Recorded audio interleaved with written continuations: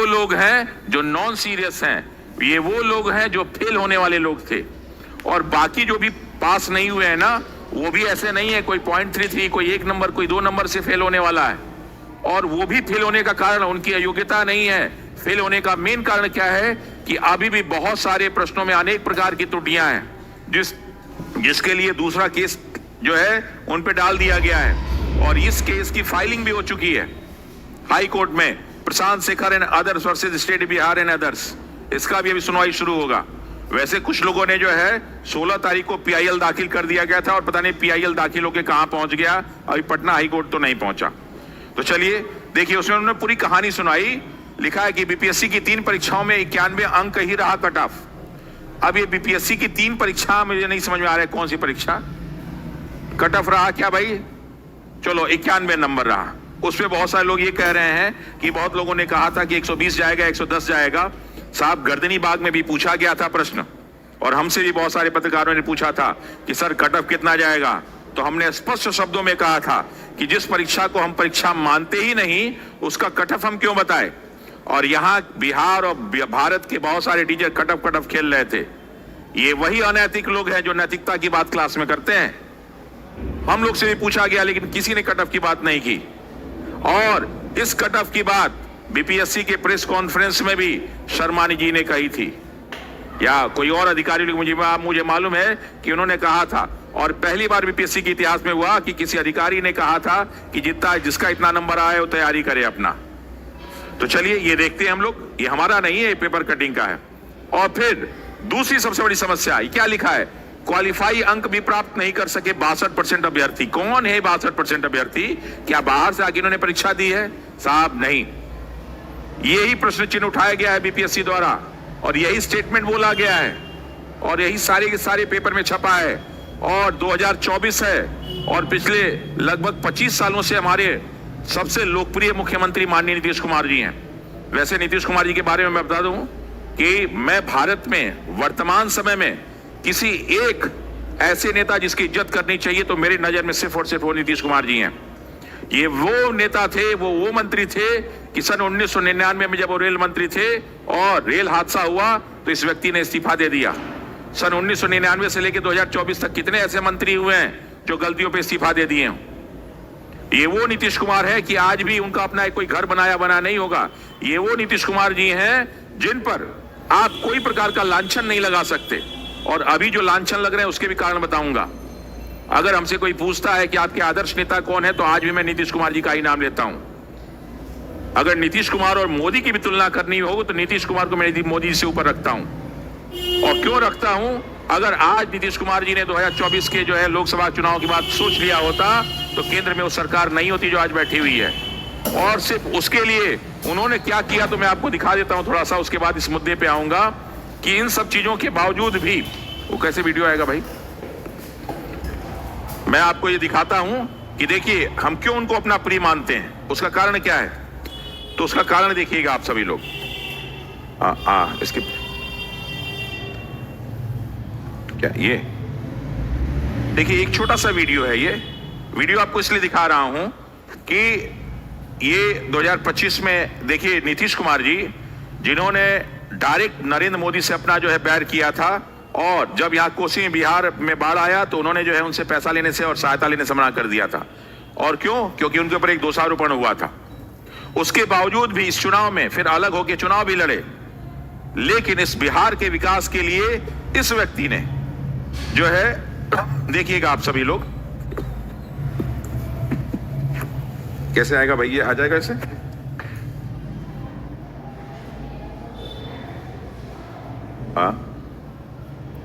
नहीं चलेगा। चलिए मैं इस वीडियो को अलग से आपको इसमें दिखा दूंगा, ठीक है ना, कि जाके वो नीतीश कुमार जी और वो नरेंद्र मोदी का पैर छू लेते हैं जो व्यक्ति, और उनको छूना नहीं चाहिए, क्योंकि अगर तुलना किया जाए तो मुझे लगता है कि बहुत सारे मामलों में हमारे नीतीश कुमार जी ऊपर हैं, नरेंद्र मोदी जी नीचे हैं। भले वो देश के प्रधानमंत्री हैं, 30 बार बने हैं, लेकिन अगर आज भी मुझे चुनना होगा कि 2 में से एक किसी को चुनना है, तो मैं नीतीश कुमार जी को ही चुनूंगा। आज भी हमारे वो हृदय के बहुत करीब हैं। ये बात अलग है कि मानसिक रूप से अस्वस्थ हैं, और उस मानसिक रूप से अस्वस्थ कहने वाला मैं नहीं हूं। देखिए कौन कहने वाला व्यक्ति है, ये भी नहीं होगा। लगता है कि नीतीश कुमार किसी बीमारी से ग्रसित है। उनको 40 साल से जानता हूँ। 2 दिन पहले महिलाओं के बारे में जो टिप्पणी किया उन्होंने, और कल जो मांझी जी के बारे में जो उन्होंने कहा, ये उनके स्वभाव में नहीं है।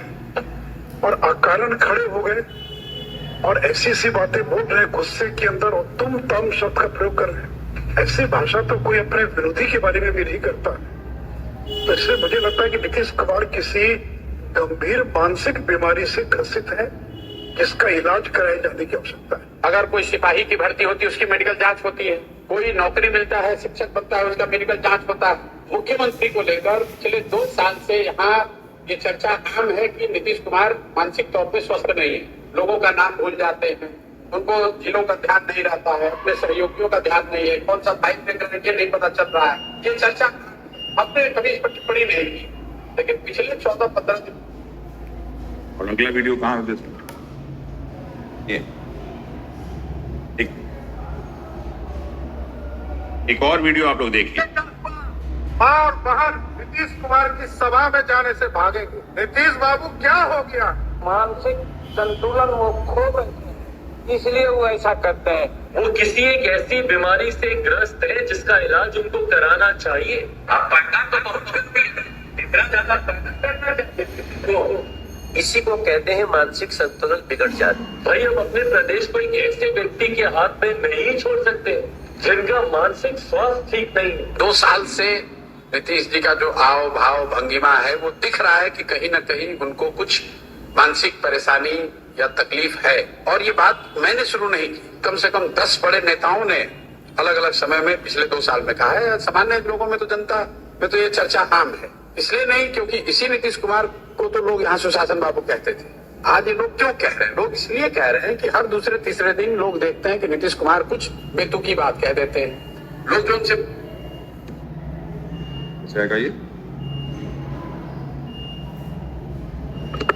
अब आप ये सोच रहे होंगे कि मैंने आखिर ये वीडियो दिखाया क्यों? वीडियो दिखाने का कारण ये था कि मैं बार बार भी कह रहा हूं कि हमारे लोकप्रिय मुख्यमंत्री जी मानसिक रूप से स्वस्थ नहीं है, और इसी का फायदा वहां के आसपास के लोग उठा रहे हैं। ये जो भी बिहार में आपको समस्याएं दिख रही हैं, ये नीतीश कुमार जी की वजह से नहीं है, उनके आसपास जो लोग हैं। और देखिए, उनके मानसिक अस्वस्थता की बात कितने लोगों ने कह दी। आपको लगता है कि रमांशु सर, उनसे तो जो व्यक्ति को मैं अपना गार्जियन, अपना पिता मानता हूं, उनके बारे में तो आज तक मैंने कभी शब्द भी नहीं बोला है।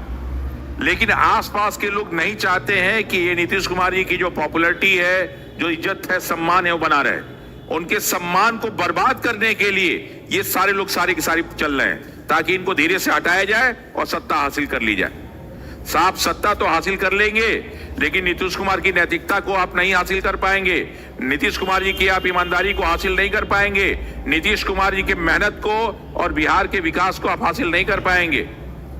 नीतीश कुमार का जो है वो 1999 में मुख्य जो है रेल मंत्री के पद से इस्तीफा, वो काम नहीं कर पाएंगे आप। लेकिन आज भी लोग आरोप लगाते हैं। मैं कभी इसीलिए कहता हूं कि हम लोग 18 तारीख को बैठे थे, और अगर 18 तारीख की शाम को मालूम चल जाता हमारे मुख्यमंत्री को कि हमारे बच्चे गर्दनी बाग बैठे हैं, तो वो आके हम लोग को उठाते और कहते तुम चलो बाबू घर, चलो हमारे साथ बैठ के खाना खाओ, बोलो क्या समस्या है। और हम लोग कहते कि सर ये बीपीएससी ने इतना अन्याय किया है, अगले ही घंटे वो पेपर कैंसिल कर दिए होते। और ये पहला नहीं, कई बार ऐसा कर चुके हैं। लेकिन अफसोस कि हमारे मुख्यमंत्री साहब अस्वस्थ है। मैं बार बार पटेल हॉस्टल के बच्चों से कहता हूं, बाबू जाओ एक बार मुख्यमंत्री आवास में, अपने मुख्यमंत्री का हाल चाल लो। हम लोग तो को नहीं जाने देंगे, आपको तो जाने देंगे। जो जेडीयू के जो ईमानदार नेता हैं उनको तो जाने देंगे। कब लोग आखिर आप लोग जाएंगे? सोचिए कि ना उनका बेटा है, ना पत्नी है, ना घर में कोई, ना भाई है, ना कुछ करने वाला है, कौन उनको देखभाल करता होगा? कभी उनके मानसिक स्थिति को सोचिए, तो आपको एहसास होगा कि एक इतने अच्छे व्यक्ति के साथ क्या बर्ताव होता होगा। अलग बात है कि वो मुख्यमंत्री का चेहरा रखा गया है, लेकिन उनके साथ क्या बर्ताव होता होगा आप ये भी नहीं सोच सकते। तो आप सभी से रिक्वेस्ट है कि प्लीज ये काम कीजिए। लेकिन चलिए हम बात को आगे बढ़ाते हैं। और फिर ये बोला गया कि 62% अभ्यर्थी फेल हुए। साहब 2024 का वर्ष है, अगर लड़का की उम्र 24 साल होगी तो 2000 से लेके अब तक, यानी यहां स्कूलों में, स्कूल तो खुल गए, बीपीएससी के टीआरई टीचर ही भर्ती कर दिए गए, लेकिन उनके पढ़ाने का स्टैंडर्ड वही शायद लूसेंट का और कखा गगा वाला रहा होगा कि आज भी बहुत सारे बच्चे एक पेज लिख नहीं पाते हैं। और बीपीएससी कहती है कि साहब क्वालिफाई अंक भी प्राप्त नहीं कर सके 62% अभ्यर्थी। ये मैं कह रहा हूं कि बीपीएससी कह रही है। और किस पे आरोप लगा रही है? माननीय नीतीश कुमार जी की शिक्षा व्यवस्था पर। साहब जो नेता मंत्री बने हुए हैं शिक्षा मंत्री, इसका आरोप का आंसर दें, मुझे आंसर देने की जरूरत नहीं है। उसके बाद आगे हम लोग बढ़ते हैं और फिर जो है बीपीएससी की असली कलाकारी आती है सामने। कलाकारी क्या आती है तो मैं आपको दिखाता हूं। इसमें कई लोग सोच रहे होंगे कि रमांशु सर ये कर क्या रहे हैं। साहब ये 38 हम लोग बैठे हुए हैं ना ईमानदार बच्चों के साथ, तो वो बच्चे सारे के सारे अपने दुखड़े को रोते हैं, रात भर सोते नहीं है, लेकिन अपनी पूरी कहानी को सुनाते हैं कि सर क्या क्या हुआ। और बीपीएससी समझती कि बेवकूफों से लड़ाई हो रही है। इस बार आपकी असली लड़ाई हो रही है पढ़े लिखों से। कभी हो तो आके गर्दनी बाग में बैठ जाइएगा अपना ज्ञान का पिटारा खोल के। और अगर हमारे 10 बच्चों को आपने हरा दिया तो उस दिन से मैं पढ़ाना छोड़ दूंगा और इन बच्चों से कहूंगा जाओ तुम भी ठेला लगाओ, पकौड़ी बेचो। देखिए क्या हुआ, कहानी सुनाता हूं। ये देखिए कि यहां उन्होंने बोला कि साहब एक ही लड़का 120 जो है नंबर पाया। हमने कहा वेरी गुड। 1181 बच्चे जो है 100 या उससे ज्यादा नंबर पाए और 90 से 100 के बीच में पाने वाले बच्चों की इतनी संख्या है 6344 और क्या क्या। अगर इस सब को जोड़ देंगे तो आएगा 7526। यानी वो बच्चे हैं जिन्होंने इतना अंक हासिल किया। 7526 बच्चे हैं जिन्होंने 90 या 90 से ऊपर, क्योंकि इसके नीचे लिखा है कि 75 to 92 एक्सक्लूडिंग, यानी 90 छोड़ के, यानी ये वो बच्चे हैं जिन्होंने 90 या उससे नंबर ऊपर पाया। ये मैं नहीं कह रहा हूं, ये बीपीएससी की जो डाटा खेल रहे थे वो लोग हैं। अब ये नंबर याद रखा आप सभी ने। अगला हम लोग देखते हैं, अगला इन्होंने क्या दिया इसमें। साहब वो भी दिखा देते हैं आपको, यहां होगा कहीं ना कहीं, शायद अगले पेज में है। और अगली कहानी यहां शुरू होती है जब 7526 बच्चे 90 या 90 से ऊपर नंबर पाए तो फिर अनारक्षित कोटि के 9017 बच्चे अनरिजर्व कैटेगरी के कैसे पास हो गए। जब इतने ही बच्चे पाए थे 90 या 90 से ज्यादा, तो ये बच्चे कहां से आ गए भाई। साहब डाटा खेलने से नहीं होगा, सही डाटा खेलना पड़ेगा। आप क्या सोच रहे हैं कि यहां गर्दनी बाग में जो बच्चे बैठे हैं मूर्ख बैठे हुए हैं। साहब सीएलसी से वकालत इसीलिए नहीं सीखा था। अगर मैं चाहता तो प्रोफेशन भी अपना लेता, लेकिन नहीं अपनाया। मुझे लगा कि शायद शिक्षा का प्रोफेशन से बेहतर है। सचिवालय में भी मैंने काम किया, मुझे लगा कि नहीं उससे बेहतर प्रोफेशन है टीचिंग। लेकिन वो सारी चीजें भूला नहीं हूं अभी, ना सचिवालय के अपने अनुभव को भूला हूं और ना ही अपने सीएलसी दिल्ली यूनिवर्सिटी के लॉ को भूला हूं। तो इसका जवाब हिसाब आपको देना पड़ेगा, ऐसे आप छूटेंगे थोड़े नहीं। लेकिन बच्चों ने और वहां पे प्रेस मीडिया ने एक प्रश्न और पूछा। क्या प्रश्न पूछा कि साहब ये बताइए कि ये जो 4 तारीख वाला पेपर हुआ था, ये जो बाबू परीक्षा परिसर वाले, उनका रिजल्ट क्या रहा। एक प्रश्न ये पूछा था वहां के पत्रकारों ने। कहा साहब वो जानकारी नहीं है। अरे आपके पास जानकारी नहीं, मेरे पास जानकारी है। देखिए टोटल एपीएड बच्चे थे 3,28,990। हाँ या ना बोलिएगा। कितने सक्सेसफुल हुए 21,581। आप ही का डाटा, मेरा डाटा नहीं है। टोटल जो 5 सक्सेसफुल रेट कितना हुआ 6.56%। आपके डाटा से, अपना डाटा नहीं है। लेकिन चूंकि हम लोग पास बाबू परीक्षा परिसर के बच्चों का एडमिट कार्ड और रोल नंबर भी बहुत सारे उपलब्ध थे, तो फिर हम लोगों ने सर्च किया कि साहब आपकी बात तो यहां भी गलत हो रही है। हम जानते हैं ये उपद्रवी बच्चे नहीं थे। अभी बात तो उस मनीष लड़के की, उस हिम्मती साहसी सूरवीर चंद्रशेखर भगत सिंह मनीष की भी बात होगी, जो हिम्मत करके वहां से क्वेश्चन पेपर को ले आया बीपीएससी चेयरमैन के पास। अगर उसका गलत इंटेंशन होता तो लेके कहीं और भागता। वो बीपीएससी चेयरमैन के पास इसलिए आया कि साहब शायद ये ईमानदार व्यक्ति होंगे, उसको नहीं मालूम होगा कि 420 का केस लगा हुआ है। उनको नहीं मालूम होगा उस बच्चे को कि SC/ST वाले में इन्होंने घोटाला किया हुआ है। उसको ये भी नहीं मालूम होगा कि ये व्यक्ति बिहार का नहीं है। उसको लगा होगा कि साहब ये गार्जियन हम लोग की बात सुनेगा, और हिम्मत और साहस करके वो क्वेश्चन पेपर लेके आया। आज वो जेल में है, और जेल में नहीं, इसी पीसी में ये महानुभाव लोग 11 बच्चों को डिबार करने की बात कर रहे थे। आप डिबार कर देंगे? डिबार कौन होगा अभी बाद में डिसाइड होगा। ये स्टूडेंट हमारे डिबार होंगे कि आप डिबार होंगे, अभी बाद में डिसाइड होगा। अभी तो हम लोग लड़ाई लड़ रहे हैं। हम लोग विधायिका से भी लड़ेंगे, कार्यपालिका से भी लड़ाई लड़ेंगे, और न्यायपालिका तो हमारी अपनी है ही है। और उसके बाद अगर हाई कोर्ट से बाई द वे, क्योंकि अभी तो ट्रैक रिकॉर्ड ही यही रहा है कि हाई कोर्ट में बीपीएससी का बच्चों का साथ नहीं मिला है। इस बार मुझे विश्वास है कि माननीय उच्च न्यायालय बच्चों का साथ देगी। और एक जो नया केस दाखिल हुआ है प्रशांत शेखर वाला, उसमें तो निश्चित रूप से देगी, क्योंकि उसी में इन सारी कमियों को उन्होंने उजागर किया है। बच्चों को यह भी डराया जा रहा है कि साहब तुम्हारा पीटी हो गया है, कहीं ऐसा न डिबार हो जाओ। अरे घबराने की जरूरत नहीं है बेटा। जब भगत सिंह और चंद्रशेखर आजाद लड़ाई लड़ रहे थे, मंगल पांडे जो है बम के सामने जो है गोतोप के गोले में रख के उड़ाए जा रहे थे, उनके माँ बाप कभी सोचे नहीं होंगे कि मेरे बेटे के साथ ऐसा होगा। लेकिन बहुत सारे लोग समाप्त हो गए, आज भी उन नामों को हम याद रखते हैं। 2 रोटी तो तुम कहीं भी कमा लोगे। बहुत सारे टीचर हैं जो आए, हिम्मत साहस किए, और एक दिन में उनका हिम्मत साहस एक पुलिस नोटिस से गायब हो गया, भाग गए। पैसा कमा रहे हैं बैठ के, बच्चों की भावनाओं से खेल रहे हैं, और मेंस और पीटी की बात करते हैं। करो, कोई दिक्कत नहीं है। हम लोग भूखे सो लेंगे, भूखे वहां बचा देना प्रेस कॉन्फ्रेंस में, क्योंकि हो सकता है कि आपको डाटा ये ना दिया गया हो। आपको ये तो डाटा दे दिया गया कि श्रेयसी सिंह वाले बच्चे का आंसर किसी ने नहीं दिया है। कितने बच्चों ने नहीं दिया? आपको ये भी हो गया कि पटना साहिब कितने ने गलत किया है, लेकिन आपको ये डाटा तो नहीं दिया होगा कि 2023 में जनगणना किसने करवाया था। आपको ये डाटा तो नहीं मिला होगा कि क्वेश्चन पेपर में ये किसने डाला कि कर्क रेखा कहां से गुजरती है। आपको ये डाटा तो नहीं मिला होगा कि जो 13 तारीख को क्वेश्चन आए 91 कॉन्स्टिट्यूशन अमेंडमेंट वाला, वो तुम 4 तारीख में डाल दी। ये तो डाटा नहीं मिला होगा। हम भी यूपीएससी और 16 बार स्टेट पीसीएस मेंस दिए हुए हैं, और हम लोग के समय जब पीटी का क्वेश्चन पेपर आता था तो ABCD सिर्फ 4 ही बनते थे। ये EFGH वाला और IJKL वाला कौन सा बुद्धि दे दिया भाई? गुजरात का व्यक्ति कैसे बुद्धि दे दिया? हाँ, हो सकता है कि जब बिहार के कुछ लोगों की नैतिकता डगमगाई हो, उनकी ईमानदारी डगमगाई हो, तो एक गुजरात का अधिकारी इन पे काबू करने की कोशिश किया। अगर हमारे माननीय मुख्यमंत्री स्वस्थ होते ना, तो किसी की औकात नहीं होती कि बच्चों के साथ इतना अन्याय कर लेता। लेकिन चलिए, हम लोग हर लड़ाई लड़ने के लिए तैयार हैं, और इतना ही नहीं करेंगे, अपने माननीय मुख्यमंत्री को हम उस चोर बेईमानों के ग्रुप से आजाद भी करेंगे। अभी तो हम लोग की पहली लड़ाई चल रही है। तो ये सारा का सारा कहानी। अब देखिए कि यही हमने पॉइंट उठाया कि आखिर कैसे जो है 4 तारीख को इतने बच्चे पास हो गए, 19.6%। यही हम लोगों ने प्रश्न उठाया था। तो उन्होंने किस आधार पे उन्होंने ये आंसर निकाल दिया? उनसे पूछा गया कि सर आपने किसने निकाला? कहा हमने मिला दिया। या तो नॉर्मलाइजेशन हुआ होगा, या तो स्केलिंग, या तीसरा कौन सा तरीका आपने यूज किया। और कर्नाटक और दिल्ली या बेंगलुरु का उदाहरण देते हैं आप लोग। कभी हम छात्रों को भी वहां बैठाइए जो गर्दनी बाग बैठे हैं, हटा दीजिए सारे पत्रकारों को, हम लोग बैठेंगे और आप पीसी कराइए, और उसके बाद हम लोग के प्रश्नों का आंसर दीजिए। और नहीं कर सकते तो आइए साहब, गर्दनी बाग में आपका हम स्वागत करते हैं, और अपनी पूरी टीम लेके आइए, उन परीक्षा विशेषज्ञों को लेके आइए जिन्होंने क्वेश्चन में इतनी सारी गलतियां की है।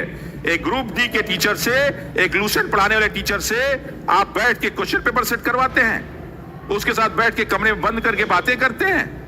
बीपीएससी परीक्षा होने से पहले उसको आप बाबू परीक्षा परिसर जो है किराए पे दे देते हैं। किसने आपको अधिकार दिया था ये?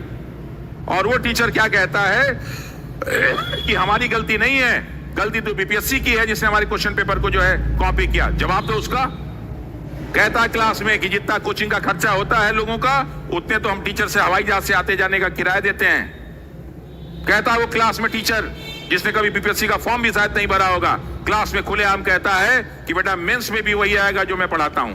2 बीपीएससी वालों, कहां गए शर्मा जी, कहां गए राजेश कुमार सिंह, कहां गया मन्नू भाई परमार? 2 जवाब, भेजो उसको जेल में। हिम्मत है तुम्हारी? नहीं भेज सकते तुम। क्यों? क्योंकि एक बड़े नेता के साथ वो घूमता है और तुम्हारी औकात नहीं है कि उसको छू लो। इमोशन से खेलने वाले बिहार में बहुत दिन टिक नहीं पाते हैं। खेल लो, क्या सोचते हो कि सत्ता है तो खेल लेंगे? अरे बहुतों की सत्ता मिट गई, तुम्हारी सत्ता भी मिटते टाइम नहीं लगेगा। और जो लोग सत्ता में मदहोश हो चुके हैं ना, याद रखेंगे हम छात्रों के साथ जो अन्याय हुआ है उसको छोड़ेंगे नहीं हम लोग। अभी 2 तारीख को मैं बैठ रहा हूं गांधी मैदान में, हिम्मत है तो उठा लेना। गर्दनी बाग में बैठे रहते हैं हम लोग, आके उठा लेना कभी। अब आगे हम लोग चलते हैं। आखिर क्या जरूरत पड़ी कि एक व्यक्ति जिसपे चोरी का, बेईमानी का, भ्रष्टाचार का आरोप लगा है, और वो नवंबर में रिटायर होने जा रहा था, नवंबर में रिटायर होने जा रहा था 16 तारीख या 15 तारीख को, और उसको चेयरमैन बना दिया गया। अरे बनाना ही था तो ईमानदारी के प्रतिमूर्ति आमिर सुबहानी को बनाते, जो 1987 बैच के टॉपर थे। अरे बनाना ही होता तो इस तरह के लोगों को बनाते, जो इसमें सूचना आयुक्त थे त्रिपुरारी शरण लोग, जिनके नाम के लोग शपथ लेते हैं, जिसके ईमानदारी बहादुरी के लोग शपथ लेते हैं। वैसे तो मैं इन लोगों से व्यक्तिगत रूप से कभी नहीं मिला हूं, लेकिन मैं जब सचिवालय में काम करता था तो वहीं पुनाई चक में रहता था, और लोग बताते थे कि सारे के सारे लोग जो है, कई बहुत सारे अधिकारी वहीं सामने चिड़ियाघर में जाके सुबह घूमते थे। अब तो शायद पैसा लगने लगा, हम लोग से पैसा नहीं लगता था 2014-15 की बात। और मैं चाहे ये हो चाहे अंजनी कुमार शरण सिंह है, ये लोग सब घुमा करते थे, अंजनी कुमार सिंह लोग घुमा करते थे वही मॉर्निंग वॉक। कई लोग और भी बहुत सारे अधिकारी थे जो उनको मैं कम पहचान, लेकिन उन लोगों को घूमता था, देखता था कि कौन लोग हैं, उनके पास जाने की कोशिश करता था। इन लोग से कभी बात नहीं हुई, लेकिन ये जो अमीर सुबहानी साहब हैं, इनको मैं बहुत फॉलो करता था। फॉलो करने का रीजन क्या था? इनको भी फॉलो करता था क्योंकि वर्सेटाइल व्यक्ति हैं ये। इनके फॉलो करने का रीजन क्या था कि मैं सुना था कि बहुत अच्छे ढंग से बात करते हैं, तो कई बार फंक्शंस में इनको मैं जाके चुपचाप सुन, ये तो मुझे नहीं पता, चुपचाप सुनता था क्या बोल रहे थे। जब इनके मुंह से शब्द निकलते थे तो लगता था कि एक ईमानदार, एक मेहनती, एक पढ़े लिखे व्यक्ति के शब्द हैं। अगर ऐसे व्यक्ति को चेयरमैन बनाया जाता तो आज बच्चे सड़क पे नहीं होते। बीपीएससी के चेयरमैन ने कहा साहब यूपीएससी टाइप के प्रश्न पूछे जाएंगे, जो पूर्व में चला रहा पार्टी वही पूछा जाएगा, और तुमने इतना सीक्रेट का प्रश्न पूछ दिया और कहते हो कि 91 गया है मेरिट। अरे साहब, दौड़ना बहुत आसान है, लेकिन घोड़े के लिए तैरना बहुत आसान है, मछली के लिए उड़ना बहुत आसान है। किसके लिए? चिड़ियाओं के लिए।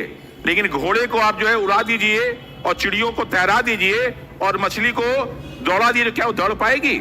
और कहेंगे कि मेरिट 91 गया। अरे तुम ही ज्ञानी हो क्या? आओ कभी गर्दनी बाग बैठो, तुम्हें ज्ञान सिखा देंगे क्या होता है। लेकिन पीसी में एक प्रश्न पूछे जाएंगे तो माननीय चेयरमैन साहब ही गायब हो गए कि साहब नहीं, हमसे कोई उल्टा सा प्रश्न पूछ लिया तो जो बची कुछ इज्जत है वो भी चली जाएगी। साहब इज्जत तो जाएगी, अच्छे ढंग से जाएगी। ऐसे तो बिहार वाले किसी को विदा नहीं करते। इन बच्चों के आंखों के आंसू आप ना देख पा रहे हो साहब, लेकिन पूरी देश विदेश की मीडिया ने इसको देखा है। एक टीचर को जेल जाते हुए देखा है रोहित सर, एक टीचर को भरे बाजार में बेइज्जत होते देखा है पूरे भारत ने, जेपी गोलंबर में रोते हुए देखा है, एक बच्चे को कपड़ा उतारते देखा है पूरे भारत ने, एक बच्चे को सैल्यूट करते हुए और लाठी का इंतजार करते हुए देखा है पूरे भारत ने, और एक लड़की को रोते हुए सरेआम पूरे बाजार पे जो है जेपी गोलंबर ने पूरे भारत में देखा है।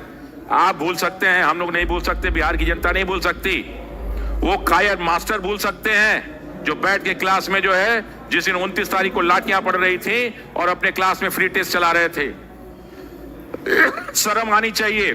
जिस दिन बिहार का इतिहास लिखा जाएगा, जिस दिन ईमानदारी और सत्यता का इतिहास लिखा जाएगा, तो उस दिन लिखा जाएगा कुछ ईमानदार साहसी बच्चे जो बीपीएससी पीटी क्वालिफाई करने वाले भी थे, उन्होंने क्वालिफाई भी किया, कुछ वेल क्वालिफाइड टीचर। अरे कभी हमारे रोहित सर और हमारे लोग को बैठा के पूरे बीपीएससी को हम चैलेंज करते हैं, किसी टॉपिक पे डिस्कस कर लो आप। इतिहास लिखा जाएगा कि जब ये लोग बैठे हुए थे, लाठी खा रहे थे, इन पे केस हो रहे थे, तो बहुत सारे नामर्द, नासमझ और अनैतिक लोग बैठ के अपनी क्लासें चला रहे थे, बैठ के मीडिया में हंस रहे थे, और हम पे आरोप लगाया जा रहा था कि इन्होंने नैरेटिव सेट किया है। हम पे आरोप लगाया जा रहा था ये कुछ मुट्ठी भर लोग हैं। हम पे आरोप लगाया जा रहा था कि ये वो बच्चे हैं जो पीटी क्वालिफ में बहुत कम नंबर किए हैं। तो अब हम अपनी लड़ाई नहीं लड़ रहे हैं, हम बिहार के भविष्य की लड़ाई लड़ रहे हैं। हम अपनी लड़ाई नहीं लड़ रहे हैं, हम आने वाले उन बच्चों गरीबों की लड़ाई लड़ रहे हैं जो अकेले नहीं लड़ सकते। हम अपनी लड़ाई नहीं लड़ रहे हैं कि हम नेता बन जाएंगे, मंत्री। मैंने पहले भी कहा है, मैं घोषणा करता हूं, 1000 बार घोषणा करता हूं, मुझे किसी राजनीतिक दल से कोई मतलब नहीं, कहीं नहीं जाना है मुझे। मैं टीचर हूं, टीचर ही रहूंगा। हमारा आदर्श वो गैरीबाल्डी है, इटली के एकीकरण वाला, किसने इटली के एकीकरण में अपना योगदान दिया, और जब से उसे पूछा गया कि क्या चाहिए तुम्हें, तो कहा मुझे सिर्फ मुट्ठी भर अनाज चाहिए, मैं जाकर अपना खेती करूंगा। साहब जिस दिन ये सत्याग्रह खत्म होगा और हम लोग की विजय होगी, तो फिर मैं अपनी किताब उठाऊंगा और आ जाऊंगा क्लास में पढ़ाने के लिए। नहीं जाना मुझे किसी सदन में, नहीं चाहिए कोई मुझे अवार्ड और कोई प्रतिष्ठा, लेकिन अपने बच्चों के साथ अन्याय होते हम लोग नहीं देख लेंगे। अरे 2-2 बार नोटिस आया पुलिस का, डर गया क्या मैं? थाने से हो गया, डर गया क्या मैं? 2-2 थाने में मेरे केस है, क्या कर लोगे तुम? जेल भेज दोगे? जेल भेजने से हम लोग डरते हैं? 39 दिन, आज 39वां दिन है गर्दनी बाग में, खाने को नहीं मिलता है, मच्छरों के बीच में रहते हैं, कंबल लोग चुरा ले जाते हैं, हम लोग का साउंड बॉक्स चुरा ले जाते हैं, और ये चुराने वाले कोई और नहीं, अपने ही बीच बैठे उन नेताओं के चमचे हैं। उसके बावजूद भी हम लोग वहां बैठे हुए हैं। क्यों? अपने लिए। और आप लोग से कहा जाता तो आप लोग यूट्यूब बैठ के सर हम आपके साथ हैं। अगर आज हम लोग लड़ाई हार गए, हो सकता है विधायिका हमको हरा दे, कार्यपालिका हरा दे, हो सकता है ये मानते न्यायपालिका हरा दे। साहब रमांशु सर हार जाएंगे, वो अमन हार जाएगा, ये रितेश हार जाएगा, रोहित सर हार जाएंगे, ये प्रियंका हार जाएगी, वो सत्यम हार जाएगा, वो हिमांशु हार जाएगा। शायद इतिहास में लोग उसको याद ना रखें। लेकिन जब आप अगले दिन लड़ाई करने जाएंगे तो आप में साहस नहीं होगा कि कोई आपका साथ दे। आपको बुलाया जाता है गर्दनी बाग तो शर्म लगती है कि हमारा भविष्य क्या होगा। ये मेरे आंखों के आंसू मेरे आंसू नहीं है साहब। कोई जरूरत नहीं हमें लड़ने की। आज मैं चला हूं वहां से, ये आपकी लड़ाई लड़ना हो, क्योंकि कल जब आप लड़ने जाएंगे तो आपका कोई साथ नहीं देगा। अभी तक बीपीएससी के सारे मुद्दों पे पूरा का पूरा जो है हमेशा बीपीएससी जीता है, कभी भी हाई कोर्ट में और कोई जीत नहीं पाया। लेकिन हो सकता है कि आप पे ये कोई जू ना रहेंगे। किसी ने कहा था कि वर्तमान भारतीय शिक्षा मर्द नहीं नामर्द बनाती है, वो आज दिख भी रहा है। अगर आप इन बातों का समर्थन करते हैं, मत आइए गर्दनी बाग, कम से कम झंडा फहराने तो आ सकते हैं। आइए साहब, स्वागत है कल 26 जनवरी को। वो सारे टीचर जो एक नोटिस से डर गए उनका भी स्वागत है, कोई बात नहीं है, जो गलतियां हो गई से हो गई।